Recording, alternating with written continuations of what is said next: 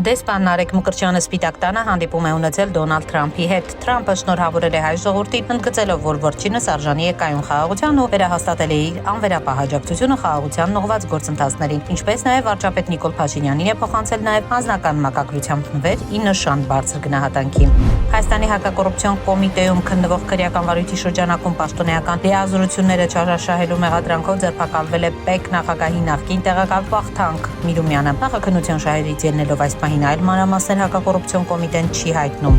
Անկարայում հայտնաբերվել է Դեսաուտ Ֆալքոն 50 կործանված ինքնաթիռի մնացորդները։ Լիբիայի վարչապետ Աբդուլահիդ Դեբեիբեն հայտարարել է, որ Լիբիայի գլխավոր շտաբի պետ գեներալ Մոհամմեդ Հադադը եւ նրան ուղեկցող անձինք զոհվել են։ Անկարայի գլխավոր դատախազությունը ինքնաթիռի վթարի գործով հետաքննություն է սկսել։ Ուկրաինական ուժերը նահանջել են Սևերսկից, որը գտնվում է Դոնեցկի մարզի արևելքում, հայտնում է Ուկրաինայի զինված ուժերի գլխավոր շտաբը։ Նշվում է, ռուսական զորքերը փորձում են մոտենալ Սլավյանսկին, որը դեռևս Ուկրաինայի վերահսկողության տակ գտնվող տարածաշրջանի խոշոր քաղաքներից մեկն է։